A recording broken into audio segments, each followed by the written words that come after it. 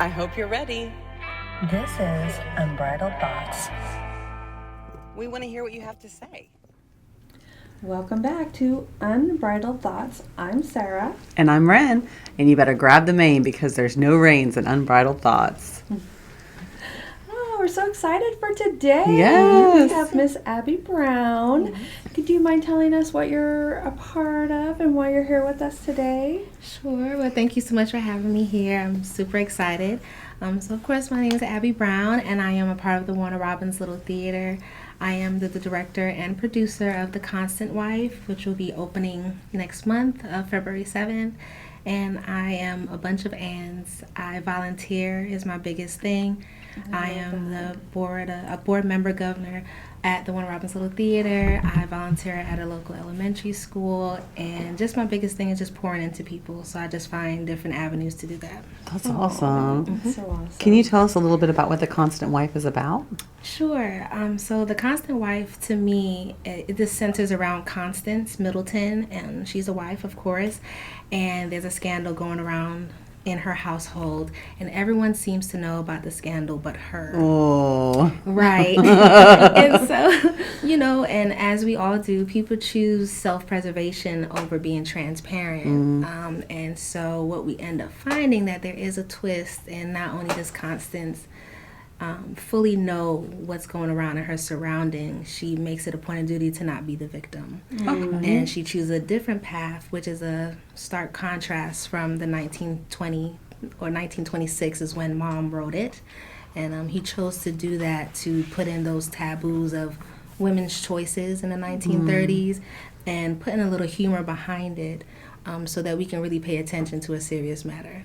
Okay, that sounds I'm good. excited to go see it, actually. I haven't been to a play in a while, so I'm excited. Yeah, live theater is wonderful, especially when you think about all of the actors are in the community. Yeah. And so people are coming from their jobs, school, work, parents, and they still dedicate their time for rehearsals, learning their lines, and they do 8 shows in front of everybody live, fully prepared to give you a show. That's cool. It's a very great experience. It's very unique. Yeah, I love the energy at live shows too. Cause I do too. It's like you're in a different dimension. Like it's kind of neat. It's like a cool feel. Yeah, and what a lot of people don't realize with live theater is that the audience really gets to dictate the show, because sometimes you'll see the script over and over again and you'll hear them rehearse, and then you're like, oh, why did they laugh at that point? We didn't realize that part was funny. And we have to, accommodate for those pauses. I've never thought about that. Yeah, to allow people to true. laugh. You think about it with live music, but not live shows like No. that, Everyone has these different reactions, and then Yeah. they start to surprise themselves. They laugh out loud, and they feel a little free once the lights are dim to express themselves. No, that's cool. That's so cool. That's really cool. Well, something we'd love to do is this thing that we do called Blazing Saddles, where we ask you some hot seat questions just to kind of get you warmed up and get ready for maybe some more questions down the road. Okay. So the first thing we want to ask you is, what is your favorite pizza topping? It has to be bacon. Nice. Really? Anything else or just bacon? I mean, mushrooms is a good, it makes me feel like I'm healthy. Like I'm doing something, but mushrooms for sure. And bacon. Yes. That's awesome. So good. What about you? Me? Oh, mine's controversial. I actually really like pineapple on pizza. Okay. People will not agree with that, but I just think it's so good. I do too. Oh, yay. Now, is it a pineapple and ham thing, or? I mean, honestly, with anything. I feel like the sweet and the savory, it's so good. Yeah. Jules and I go through things with pineapple and black olive, and those are so good together. So good. It's so good together. Yeah. I could do the olives as well. Yeah. And I'm huge. My favorite, at Cow Pies, they have the best, ham and black olive. It reminds me of my childhood. It's, really good. But I like pineapple, too. Yeah, shout out Cow Pies. We don't get paid by them, but maybe we should. You pay us a pizza. Come on, John. All right. So mine is best play in Broadway. Ooh. Okay. So I'm gonna say, and is it current or just ever? Ever. Okay. In your opinion. I'm gonna say Hamilton. I'm gonna say Hamilton. Oh yeah. And not for nothing, my daughter drills that play into my head all the time. and to her credit, I do find something new to love about it every time. Yeah. So I do thank her for introducing me and seeing different parts of it. So it has to be Hamilton. Yeah. Isn't it fun? Like, I watched The Office years ago while my kids were little, and then when they became like young adults and teenagers, they like love that show. Yes. And I like re-fell in love with it and had this new appreciation for it, all because of the way they love it. So I see that's what you have going on with your daughter in Hamilton. Absolutely. But, and especially, I wasn't really big into musicals, and ironically, I'm from New York, and I've never been to a musical or a Broadway show. Yeah. And so now when I'm aligned with the theater, and then I start to expand on different ways to direct and different musicals and plays, I have to, find something to like or something to glean from. Yeah. So that's been fun discovering that at an age where I can really appreciate it. Yeah, that's so cool. That's really cool. All right, this one's tricky. Who sings it better, Dolly or Whitney? Whitney. Whitney for sure. Yeah. Hey, you know what? Even Dolly would have said that. I was going to say, I think Dolly even said that too. Dolly has even said that. She said when they approached her to have her sing it, she was just like, okay, whatever. And then she said when she heard it, she was just like, that song was written for her to sing, not me. Yeah. But good on her for admitting that. Yeah. She wasn't a diva about it. No, not at all. You gotta admit it. Yeah, she was sweet about it. All right, so what was the best thing about growing up in Brooklyn, New York? I want to say the best thing about growing up in Brooklyn, New York is all the free things that you can do. Yeah. Like I learned a lot of things. I learned how to play violin. I learned different sports through the free camps and programs that people advocated for. We used to have free summer classes at Medgar Evers College. We had free concerts. Wow. Where celebrities actually came every week during the summer. So we, if you didn't have the money, it was put on by the city. So those are the things that I really like. And I grew up in a Caribbean heavy culture, Jamaican background. Yeah. And so I do love the traditions and cultures and how it was real centered in my neighborhood. So I do miss that. And I love that part about how I grew up. It aligned me with my mom's background, even if we weren't in Jamaica. Yeah. So I do love That's that. nice that she kept the culture alive. Yeah, and it was very easy to do, and it was the definition of a melting pot, and so you get to appreciate all of it. And by the time you look, you're like, oh, I knew things in different cultures that it just came natural. Yeah. Because it was just ingrained. That's so cool. I do love that part. Did you live in Brooklyn, New York your whole life? Just about 19, 20, and then I moved out and I went to Manhattan. I was on the west side, and I went to Harlem, and then I went to New Jersey. Yeah. So majority. But you stayed in that area, yeah. Yeah, for all the fun times. Yeah. When I wasn't spending my own money. That was the best time in Brooklyn. That's awesome. I don't know enough about the geography about it to like. It's all New York to me. I haven't even been up there yet, but I really want to get up there. I understand. I would say the best thing is there's a difference between visiting New York and New York, right? So if you say you're going to New York, you're mostly talking about the boroughs. But if someone says they're visiting the state of New York, it's outside of that. Yeah. And I think a lot of people don't realize that the boroughs are so small compared to the rest of the state. But it just seems like those 5 boroughs kind of take over and overwhelm the rest of the state as well. And I guess the best thing to know when you do travel is that each borough just has their own vibe. So if you're going to go to Manhattan's going to be different than Brooklyn. Yes. And, going through there. And there's a little bit of like a controversy too from what I hear from people, like, you know what I mean? Like, I knew people who grew up in Harlem, and they're like, "Oh, you grew up in Harlem," you know? It's well, I grew up in Brooklyn. I know it's like that fun pride. You know? Yeah. Everyone's a New Yorker, but at the end of the day, it's like you know. We're splitting hairs. Right, we know who's better. That's awesome. Do you have any other fun things to share about your childhood with us? I guess the best things I can remember is just the diversity is what I love the most. Especially when I moved out of New York, it did help me to be versatile. Yeah. And be able to, just fit in, and then also find a place where I can make a safe space that other people want to then learn about me as well. Yeah. And that was a skill that I learned. And I guess the biggest thing I do miss, because it's such a culture shock coming from New York down here, is that there's two different kinds of kindness or niceties. Oh, yeah, definitely. I learned that from coming from California. There's two different types of niceties different. and kindness. And so that was an adjustment. But I think that's been fun. Yeah. I feel like growing up in Brooklyn, it prepared me to see the world different and find my place there. Yeah. I mean, I think similarity to California, there's like a lot of cultural difference, and so, but there's like also like a lack of cultural care, if that makes sense. Like, you know what I mean? So it's different when you get here. It's different. You know what I mean? Like we're so used to a melting pot. You know what I mean?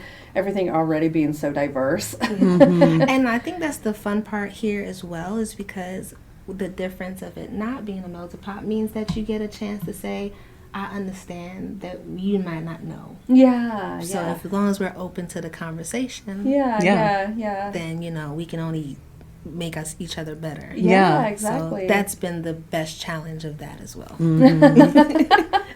I agree with that too, because like I feel like empathy comes in so many cool forms, and like just connecting with people. Like we love just connecting with people.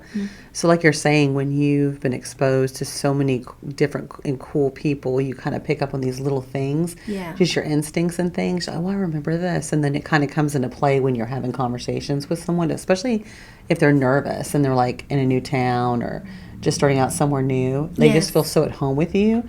It's kind of a cool superpower to have, I feel like. Absolutely. I do think so too. I think that's why it helps at the theater as well, because you get these different type of volunteers, different walks of life, and so you're prepared, right? Especially as you know, California or New York, you're prepared for what you're gonna get, and you're in a place of acceptance already. Yes, that's what I found was like the best advice someone gave me for visiting New York when I went was know what you want before you get there. Yes. Know where you're going when you're on the way, and if you don't, just step to the side. Absolutely. Get out of the way. And I was like, this is the best advice anyone ever gave me. The best thing that you can do. Yeah, know what you want. It's like if you even stand in that line the whole time looking at that menu and you don't know what you want, you better step to the side really fast. So, what sparked your interest in theater?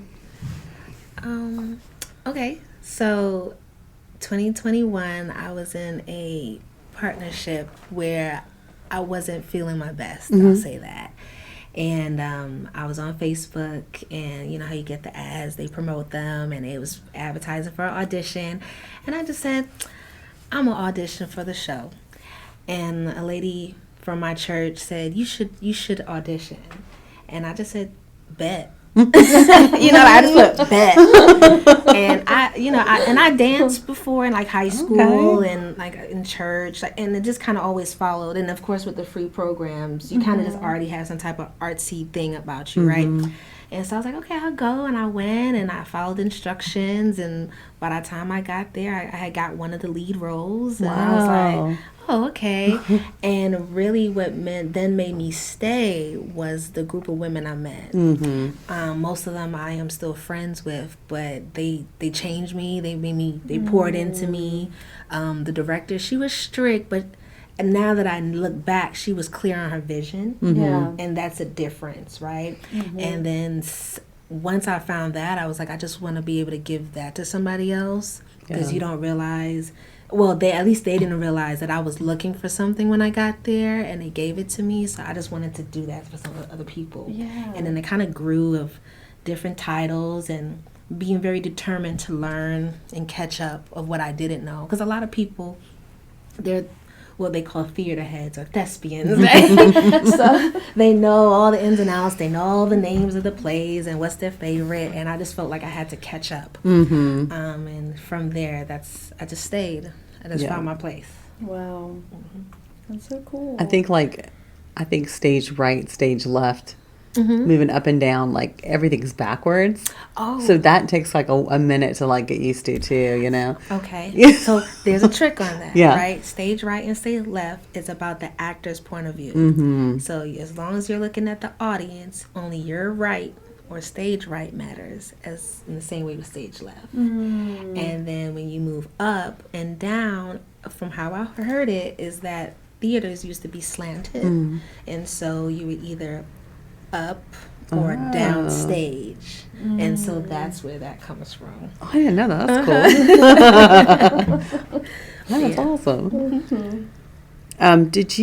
What all did you desire to be a part of that you've accomplished so far? Wow. So my true desire was to be able to pour into people. And once I have a vision, once I'm more dedicated to the vision and not the people, things happen well. And so once I had decided that I would like to pour into people, from there, I have been in about 9 plays. I've choreographed 2 musicals at the theater. I've been a stage manager. I'm directing my 2nd play and my first time producing. I'm an assistant dance coach at the Northside Elementary School there. I've taught dance at my church. I'm part of the praise and worship dance team at my church. I've choreographed a music video for a music artist recently, and she signed me up for a 2nd one. Nice. Yeah, and so like That is so cool. I know, it's that's awesome. so hard. Like once you just start putting yourself in certain spaces, and then like you're just dedicated to what the purpose is. Like people see that about you, and then they're like, "Hey, you want to do this?" Or, "Oh, I know somebody that knows. Oh, Abigail knows how to do this." And then by the time I look, someone has, signed me up to do something. So it's been a lot. Wow. That's so cool, though. What's your favorite form of dance? My favorite form of dance would be, I love ballet, but I've never done ballet. So I guess then my favorite form is what I do is tap. Okay. Tap it's a full body workout. Yeah. You don't realize that you do not use your feet to its fullest potential until you tap, until you start tapping your feet. I think ballet is the same way, too. Yeah. Yeah, definitely. But I want to say tap I think is the fun of the two, because you can build all these different emotions, excitement, they're sweating. Every dancer doesn't look the same because the energy looks different. You just focus on the sound. So I think tap, would have to take first place. That was always my favorite, Mary Poppins, like... I love her. I can't think of his name. The chimney sweep dude. Dick Van Dyke. Dick Van Dyke, And but he I can't think of wiggled the his character's little name. pants down to be like the I can't penguin. think of Oh, his yeah. characters. Yeah, and he does his little tap thing. Side note, have you seen Chitty Chitty Bang Bang? Yes. Yeah, they're one of my It's one of my favorites. I favorites. love It's that one of too. Yeah. Awesome. Okay, so it's one of my favorites, right? And then the scene where she's in the music box. Yes. And I didn't realize at the time. I was like, oh, Yeah. she is breakdancing in the music box. So it's one of my favorite, for sure. I love that. Yeah. That's so cool. That'd be so cool to do like your own rendition of that one at some point. Yeah. I couldn't even fathom it. Like, Yeah. some things just need to stay Yeah. where they need to stay Yeah. and just be untouched. Oh, I feel that way about some movies. Yes, I get know, that. I know. Sometimes, and I want it all. I want the grainy film. I want it to look low production, just as how it is. I don't want to change a thing. I don't want no green screen. I think it was just fine. Yeah, yeah, they did it just the way they were supposed to. Huh?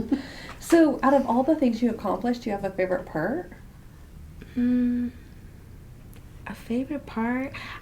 My favorite part is the people that it affects. Yeah, And then I love that. You have a sweetheart. well, and it comes and true passion for what you want to, are doing. Yeah, thank you. And Yeah. because I just remember how I felt. Yeah. And people didn't realize it. And then Yes. a lot of a lot of it too, because I am a single mom, is that my daughter gets to see me. Yeah. And so I just hope that things glean, that she, grabs from that, or whatever she wants to do. She don't have to do what I do. She will. But, she'll see it. At least just do it in the right way, whatever that looks She's like. going to see mom's hard work and determination and putting her passion into everything, Yeah. She'll see all of that. Thank you. And admire that.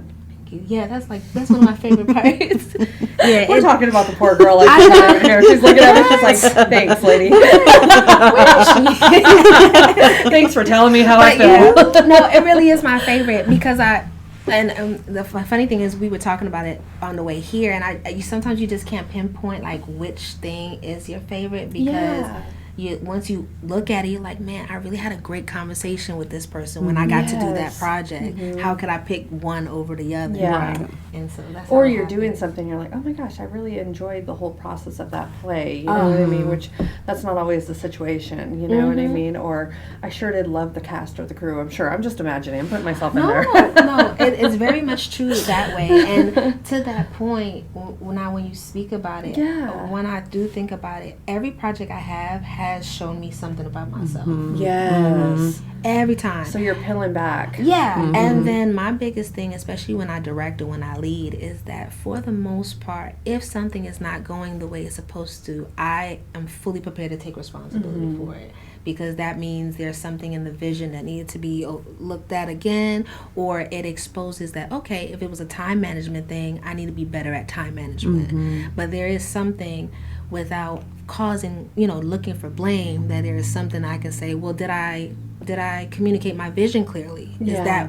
Was it their error, or was it because I didn't allow adequate time for them to do it? And it helps you to shift it back on how I could be a better leader. I love that. Yeah, you're always trying to grow. Yeah. That's a really astute self-observation. That was really deep. Oh, I mean, that was great. I mean, I'm my biggest, how to say, I'm my biggest competition, and I always say, like, I'm a dangerous woman if you teach me something once. If you teach me something, I will do something with it. And so I definitely look for spaces that I can see what am I supposed to do. Even here, I'm like, okay, what am I supposed to do? What am I supposed to expect? And just from being invited here, I was able to grow another skill. And like, okay, for instance, I remember I got presented this proclamation from the city, and the mayor presented me the proclamation. She whispers to me and she goes, would you like to give a speech? And I looked at the mayor and I said, no. I said no. And I smiled and I looked at the camera and I took my picture. And then I went home, I said, why was I not prepared to talk? I knew I was going to have this big moment. Duh, they're going to ask me to talk. And so I was like, the next time, because I know it's going to come, the next time I have a big moment and there's going to be a speech opportunity, I need to be prepared to say it. Well, you got your platform, baby. You see what I'm saying? You gotta look at the microphone. Look what you said. Right. Well, I would have thanked whoever who got me there. But I should have been prepared because, and then when I look back, I said, oh, I now see that was a new feeling. It's a new room that I'm in. And so now it made me feel like, okay, now that's something I need to work on. I need to be, a little bit more snappy about, why shouldn't I expect to see, to have somebody give me something that I need to have a short little speech to. I can at least say something. I think I get, like, we had a whole thing with the mayor too, and she's just so beautiful and poised. I was like, this is like the worst day of my life. Like, I don't like doing microphones. I don't like doing crowds. I don't like any of that. I'm very shy, you know what I mean? You think you're ready, and then she walks in, and you're like, I'm not ready. I'm not ready. Why am I in the room? Why am I here? I brought my binder. Right. Yeah, so I mean, I understand how that would have happened, but and there's something about, like, you know what, I'm just gonna go and let things happen, and then you get there and you're like, nope, I'm not prepared. That was my problem. I thought I was gonna go with the flow. Nope, not ready. So that. In the future, is there anything that you're, like, striving for? Is there something, like, big that you want to do that you're hoping to get to eventually when it comes to your goals of? I like project management. Oh, okay. I love project management. I think all of these little projects have kind of gotten me there. Yeah. So I was one of those kids when you grow up, you're like, oh, she's good at everything. Yeah. And I wish I could just shoot the ball and not know how to tie my shoe. Like, you know, I just want to make $1 million shooting the ball. You know, Yeah. I don't want to be good at everything. Yeah.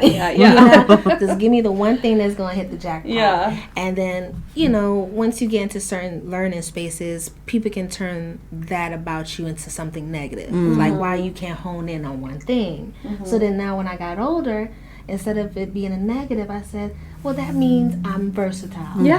That means I can fit and I can learn and I can adapt and I can do different things. So I never really have a big goal about it. Yeah. I think all the projects I do has made me smarter and it's enlarged my territory as far as my reach.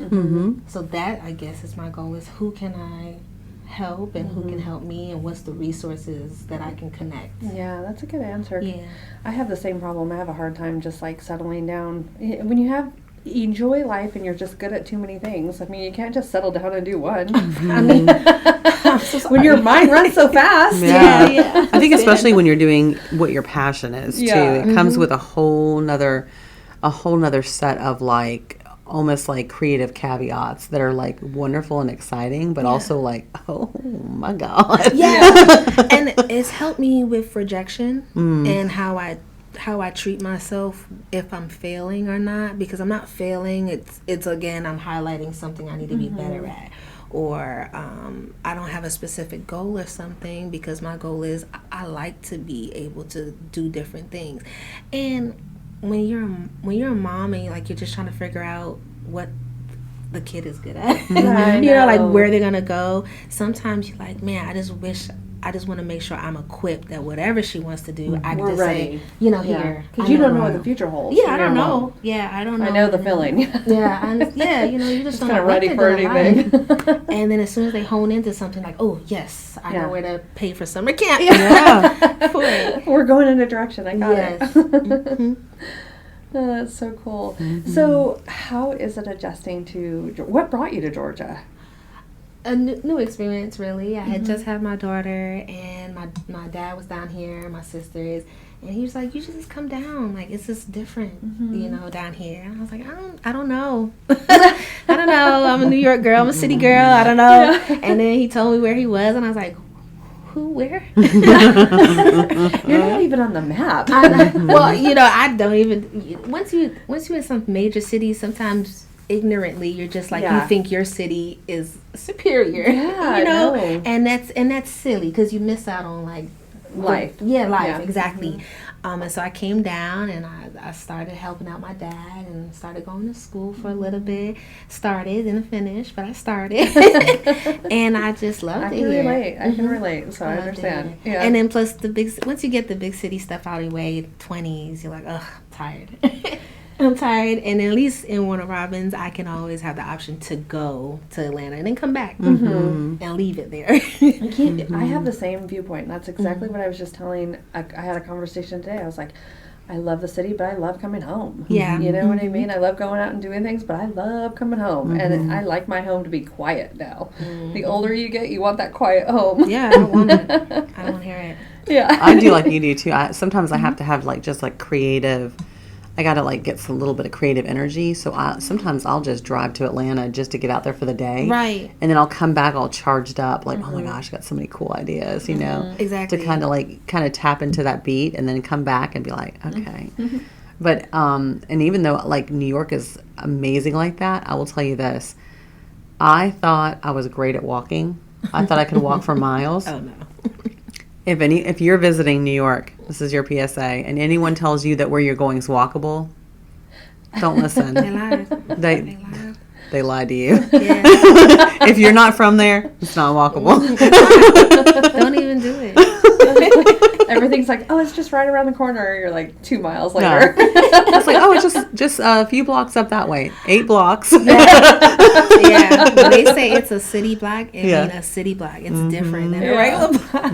Yeah. But it does keep you fit. Yeah, absolutely. Like my grandma's still up there, and she still walks and takes the train, and she'll outwalk all of us for sure. Wow, that's so cool. That's cool. What did you do to adjust to small, simple life of Middle Georgia. And when you came originally, there was even less than when I came, I think, right? Because I you've been came- here a minute? 2015. Yeah. So you were here a little bit before me. Okay. And now we're starting to see some movement and growth. But like when I first got here in 2019, it was like, there's nothing here. Yeah, I did nothing great to adjust.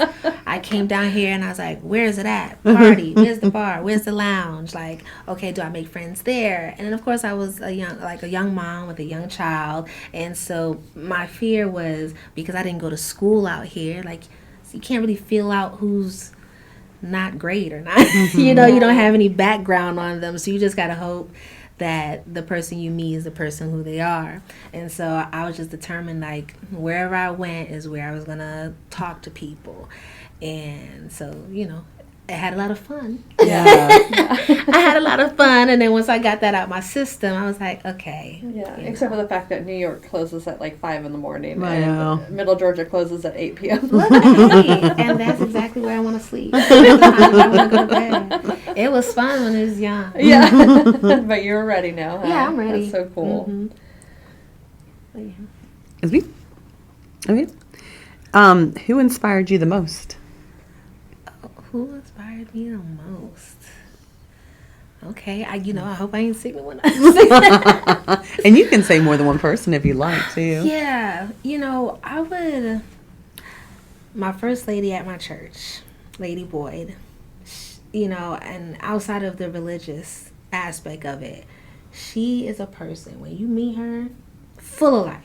Oh, I don't even know how old she is. It's like she's preserved. She's wonderful, but she's animated. She's excited about life. She's excited about what the future holds for her. And every time you talk to her, she just exudes it. Yeah. And she's very good about it. Like, she doesn't deny when she's having bad days, but she's not stuck in them. Yeah. Like she'll feel her feelings. She's transparent about it, but she's not about to make it become a blip to what she knows is the vision, is the goal, is what ultimately is her victory. So I love that about her. That's awesome. She's full of life, really just full of life, and she does a lot. So really, she's been a really good mentor as far as leadership is concerned as well. That's who teaches the praise and worship dancing at the church, and she has also showed me how to combine my religion and being a leader and not compartmentalizing my faith, and still realizing that my faith can still be in spaces. So like, even if I'm like, man, that was a hard decision, what do I do by time management? She said, well, let's hone in. What do we know our faith says about that? And she has helped me combine the two, so I don't have to feel like I'm in this duality. So she really has inspired me. Nice. That's awesome. Do you guys have anyone that inspires you? Like, how did you guys get here? Like, my whole life flashed before my eyes when you asked. I'm so sorry. So I was inspired by Bunny XO when it came to podcasts. Not that, but I never thought I would do one. It just kind of fell in our lap. You know what I mean? And we didn't know where else to go. You know what I mean? So it was just kind of like, here we are, we're doing it. You know what I mean? But life inspirations, that's a whole different story. Oh, right. I understand. I know. I don't think I have anybody in particular that like really inspires me, but I'll take like blippets of like, oh, I love how this is how she thinks about life. So I love that. I'm going to adopt that. Or I love how that person dressed. I want to adopt that. You know what I mean? Or, they seem to have the same body style that I have. So, I like how the clothes fit on them. So things like that, you know what I mean? Yeah. Like just little things like that will inspire me, but I don't have anybody in particular, you know what I mean? I feel like, and I get inspired by the people around me, you know what I mean? Like Ren inspires me sometimes, Chris inspires me sometimes, the people I work with around here will inspire me, and then I'm like ready to like, you know what? Or go get a massage and you're like, oh, I really like how they did that. I want to, you feel like inspired to dive into something else, you know what I mean? And well, add to what you're already doing, I guess, not dive into something else. I feel the same way about you too. Like, you really inspire me, and like my sister inspires me too, my little sister, because we kind of walked out of childhood into adulthood with the same toolbox. Yeah. And I just love watching her and seeing what she does with hers. Because I'm like, oh, what? I love that representation. It's so cute. It really, because she's juggling more than I am, you know, because she's a mom, she has a mortgage, she has all this stuff, you know, all this adulting happening. And like, even though the craziest thing will happen, she'll still keep her cool. Yeah. You know what I mean? So it's like, it's really neat to see how she has all these like little things that she does, these kind of little sort of tips. She's getting her master's to become a therapist. So she has these little tips to kind of like, okay, what's the next thing to do? Like, she has like these little things. I'm like, oh, I'm going to start doing that too. Like, so she really inspired. I'll call her. She's like the older sister, even though she's younger, you know? Mm-hmm. Yeah. But I love, I think the podcast that inspires me the most is this one called Morbid. Okay. And it's two sisters, and one was a cosmetologist, and one did, I think, forensic evidence for like investigations. Yes. And so they both started a podcast where they just talk about true crime together. Love it. From those perspectives. And then Jim Henson and Niecy Nash. Like, I'm constantly like inspired by them, or like go back and like see what they did. I'm like, oh yeah, that's awesome. They're so cool. All right, so I kind of already asked this, but what dreams do you hold for the future? Okay. I jumped ahead of myself a little bit, Well, but we're going to reword it. And No, have you and I got answer. you. Yeah, and I got you. I think I have it. I know for sure I would love to buy a home. Yeah. So, like, I grew up in an apartment building. So it was 6 You floors. grew up in New York, so Yes. of course you did. 6 floors or better. Like I even remember when I came down here, my dad, and he was like, you know, these are the areas, and you know what's going on. Why is everything so short? Yeah, and he said, like, you know, these are areas where things are happening and not happening in a positive or negative way. I'll say that, and I'm like, but everyone knows where everyone lives. Yeah. Like, where do you run? Yeah. Like, this is the house have right their here. own place. Yeah, they've been here for generations. Like, why would you do anything negative here? Right. And so the whole grass, the fence, and you know, I didn't have that. I didn't know that pollen was like yellow or green until I got here. Which Nobody does. I Yeah. grew up in the country too, in California. Nobody knows Yeah. that the pollen can be yellow. Yeah, so I want all of that as a goal for myself. I do want to be able to finish my certificate in project management. So that's a big goal for me. You know, it's kind of one of those, like, weirdly enough, like, after you do all those things, sometimes you just want that, just a piece of paper, you know, because sometimes once you start getting to a certain room, sometimes it just kind of feels like that's the thing, you know. So, but I would like that for myself. So that's my biggest goals right now, you know. But you know, besides that, I've learned, like, I don't tell God what to do. You know, he has a sense of humor sometimes. I just had that same conversation with somebody. You make plans and he laughs. Yes, I'm riding it out, really. And I'm really enjoying it. Good. Yeah. I was telling her even just like, 6 months ago, I don't think there's ever been a time in my life where I'm not like striving to get something new or striving. Like, well, I'm striving always to get something new, but I'm always like, my focus is that goal. You know what I mean? And I will forget to like enjoy the life that we're living right now. So Yeah. it sounds like you're being very like, I'm here and I'm just enjoying it. Like, I have Present. goals. I'm going to hit these Yeah. things, but I'm just enjoying where I'm at too. Well, yeah, for sure. And you got to be transparent with yourself. Like, for me, I'm a mess when I'm sad. Yeah. You know, like, I'm rocking in the corner, things aren't getting done. And, you know, like, it's just a bad time. Yeah, You know, yeah. and so I just told myself going forward, how do I stop that? Like, I know how I get if I'm overwhelmed. I know how I get if I'm doing too much. I know how I get if I don't plan my breaks and relaxation. And so as long as the goals that I'm doing create space that I can do that, then I'm being successful. Like, my biggest thing is a work home life balance. And if I'm not doing both of those things, that's a problem. Especially when you grow up in a space where this single motherhood or single parenthood, what I'm even doing right now is unimaginable. You know, it's either you go home, you work, and now you have to pay for your decisions that you have made. And I just got to a point where it's like, I don't want to, that's not, you know, I don't want to tell my kid, like, that's what you do, you get older and you just work a 9 to 5. Like, that doesn't seem cool. Who wants to be an adult like that? But if I could show her, like, yeah, you can work, and you like the arts, you like to do something, you could fit that into your schedule as well. Yeah. And if you can't do those things, and those 2 things that you want, you're not adulting. Yeah. You know? Yeah. You get to a space where everyone's working. Whoop-de-doo. If they're married, they're single, they have kids or not, right? We all have to eat. What else are you doing? And I want to be the type of person that says, yes, my bills are paid, and at the end of the day, if I want to sit for 6 hours and read my book, I read. Yeah. Or if I want to be on a podcast, that's where I'm at. Yeah. You know? Yeah. So I've if anything, I've hit that goal for myself. That's awesome. I love that. I think it's important too for anybody's like their thoughts, to have some sort of an outlet that is creative, whether it's by yourself or with a group of people or an ensemble or like a club you go to. I think that's so important. Yeah. And some people have never had the opportunity or have even thought to do that. But it's so wonderful when you've been a part of it to know what all it does for you. Yeah. It's incredible. Yeah.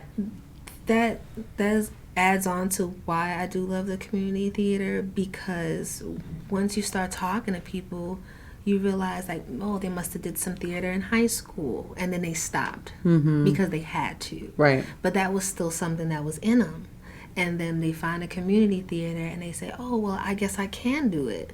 And I'm like, yeah, you can do it. Even about 2 years ago, I was running a book club, and I put that to the side. But I was running a book club, and then you'd be surprised how people was like, when's the last time you read a book? And you're like, I don't remember. Yeah. Or, oddly enough, like, before when I was seriously dating, you know, it was like the days ago, yeah, you know, I used to be a reader. I would love to read. And I was like, what's stopping you? Right. And they're like, what? And you're like, what about your day have you not been able to put in time for something you said that you want to start to do? Right. And if they didn't have an answer, I'd be like, you know, because if you want to do it, then make the time. You know, you can read the book, you know, but don't tell me because you think it's impressing me. It makes it too, like, it sounds like you've really taken the time to, like, heal yourself, and, like, so you're in the point where it's like bringing on somebody else to your life. Of course, when you're a single mom, you're thinking about the kid too. You know, you're always thinking about your kids, but like you're to a point where you're just like, you know what? I don't have to have you around. I'm choosing to have you around. So like, I need you to complete me, and that's just one little thing where you're like, red flag. Absolutely. You can't accomplish that. All right, red flag. It's very important that I present the healed version of myself to my daughter sooner, and generationally, you know, you can't fault anybody for how they healed or how fast they healed, but at least I could say I did it a little bit sooner than the last. Awesome. You know, so as long as we're doing it a little bit sooner than the last one, hopefully it's a full adult. You know, that I'm creating. So a lot of that too, I'm just pretty determined that she gets a healed version of me, because, you know, and then also I don't want to pay for therapy. I mean, that's really awesome though that you've thought about that, because, like, I mean, we come from generations, like your parents probably never talked about being healed. No. Right? What is They didn't that? talk about, it's not until our generation. And I didn't get it till like 3 of my kids were already healed, you know. Then I was like, wait, here I am, I'm broken, and I'm raising kids. This is not, like, I gotta get healed. Yes, yeah, and it happens for different people. Yeah. But if you're intentional about it, you can do it. Yeah, I really admire that, the fact that you saw that at a young age and got into then having her see the healed version at a young age. You know what I mean? Which is awesome. I like that. She ends up forcing that out of you, you know. It can be a choice, and of course everybody's dealing with something, but I know for me it just made me so determined to give it to her. So I had to do it. I mean, it's something I didn't even think about, you know. So kudos to you. I really love that. What would you say to people listening, especially people that live in our area that have never been in the Warner Robins Little Theater before? Okay. What I would say to everyone who's not been at the Warner Robins Little Theater is, why not? But what I would say is that it is a different experience. Yeah. Right? Totally different. And we can all relate. There are kind of like the same things, right? We get into a routine. We're going to work. There's a certain lounge that we go to, a movie theater even. But live theater breaks up the monotony of those things. It forces you to show up in a different way. It forces you to go to a space where you're not just only going for your own self-gratification, but you're going for working people, right? People that you're really supporting these people's dreams. Also, a lot of people don't realize that a lot of adults, like we talk about, not everyone is healed, but they find that at the theater. And so by the time you're at the end of the rehearsals and you're on live production, these people have gone through a transformation. Yeah. They have, as a director, I've gotten calls about what's worrying them, what's going on, and they still push through and they come for practices. And so when you come to the theater at any of the show, I really would like you to come to mine. But at any one of the shows, you just keep in mind that the actors that you see on stage, they're just not doing their best. They have been doing their best and have rearranged their lives to give you 8 shows, and not to be discovered or be, famous, but just because. Just because. Yeah, that's so cool. I love that. Yeah. What is your favorite part about directing? My favorite part about directing is having a vision. Like when I pick the show, I'm studying the show for like a year. So you got to pick it? Yes. So for my second show, I got to pick it. I don't know anything about how that part. I've only been to them. You know what I mean? I don't know anything about it. Sure. Well, at least for the process at the Warner Robins Little Theater, you get to pick. You submit the show, and then anonymously, the committees look over and pick what they're gonna do for the lineup, and then you'll find out. So for this show, I picked it, and I studied the play for about a year. I studied about Mom, about his life, where he was in his life while he wrote the play, what was his point of view, and once you hone in on your vision, you can teach anybody anything. Right? Okay. So once I have the vision, I'm very clear about what the character looks like, what's my point of reference, that if I needed to tell the actor what my point of reference for my idea, what the set looks like is very vivid in my head. Like I think about every little thing, And so then when time you get to casting call, the only thing that's the variable is who you're going to get. And then once you get them, you're like, now this is exciting because how do I take what they're good at and what I want it to be and right without you're not breaking anybody, right? Yeah. And then you're just saying, and they understand. They should understand as an actor. You're like, you came here to be molded, and you want somebody who's gonna mold you to have something for you, and I'm ready to give it to you. Here I am. Yeah, I'm ready to I mold. love it. And then I love giving feedback to people. A lot of people don't realize feedback and creating an internal voice in people's head is very important. So, what I was going to say was that I feel like when you are an adult, that it may be harder to receive criticism, even if it's positive. Right. Versus when you're a child, if you're receiving criticism over and over again as you grow up, when someone's trying to like have your best interest at heart and sort of guide you in a positive direction, if you're not healed, it's like whoa, like all I'm hearing is everything I did wrong. You know? And so there's two folds to that. So yes, right, there's that perspective too, and then it was just something I told someone recently is you got to realize that some of the people that's giving you feedback, they don't know how to communicate with anyone.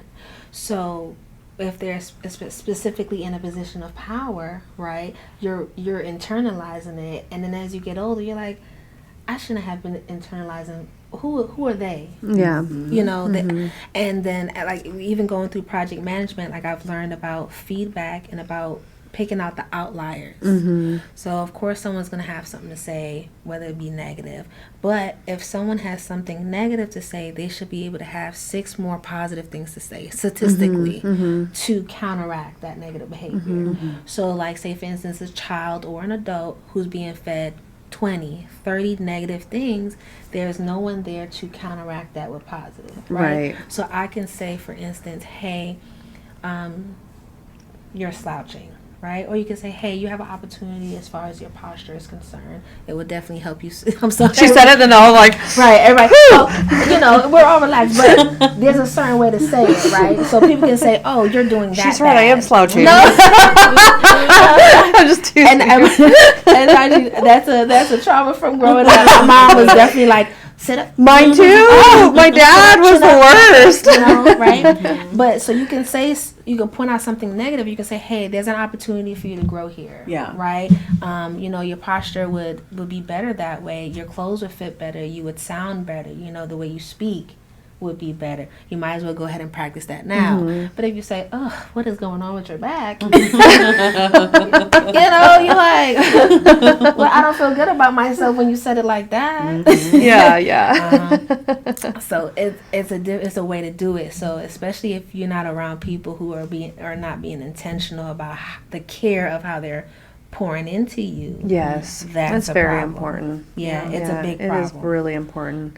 And we hold on to the negativity. You know what I mean? You could get 50 compliments, and then one person says, you're slouching, and you're like, what do I do? Just walk around here like a big ogre? You know? Right. Or they could have just caught you when you was tired. Yeah. You know what I'm saying? Yeah. But you're not thinking about the fact that they caught you when you was tired. You just think like, oh man, I am failing again. Yeah, here I am. Here I am, failing, a big feller. Right. And most of those times don't stop to say, hey, did what I said to you affected you? They just go about their business. Yeah. And so if someone isn't going to stop and then say, hey, you're doing this wrong. Let me go ahead and show you how to do this so you can be better. Right. I don't receive it. Right. Yeah. I don't receive it at all. Right. Because you're just being negative at that point. Point it out. I'll be the big one. But I get it from my dad. Learn me. You know, teach me. And like I said, because I won't forget it. So if you tell me I'm doing something wrong, I expect you to stay here and teach me how to do it. Yeah. I fully expect it. No, that's great. I Need love it. that. Yeah. Need it. Absolutely. Do you have any socials that you want to shout out before we wrap up? Yeah, absolutely. So I would love to shout out the Warner Robins Little Theater, which is on Facebook. Sweet. And then WR Little Theater on Instagram and TikTok. Nice. Please share, like, support. It is a nonprofit, right? Yeah. And so all the likes, all of the shares, all of the community events and involvement helps to keep the theater bubbling, right? With new keeps it shows. going. And it helps us bring out an opportunity to put out new types of shows, new types of conversation. And our motto is to build a community through the power of performance. We can't do that if we're not there, and we also can't tell the type of stories you want to hear if you don't come. Yeah. Right? Yep. We can't represent who and what you stand for if you don't come and support and audition and direct and get involved. So those are the socials that I definitely want to shout out there. And also to check out WRLittletheater.com. And I love the fact that theater isn't spelled like movie theater. It's, THEATRE. Yeah. So it's WRLittletheater.com. There you'll see my name as the director of The Constant Wife, and then you can go ahead and purchase your tickets. You can actually reserve your seats, which I love. We just recently switched over to that platform, so you get to pick if you need to sit a little closer or behind. But definitely support me there. I've been doing some reels. I've learned how to do Facebook reels, right? Which I never knew how to do that before, so that was a skill I learned.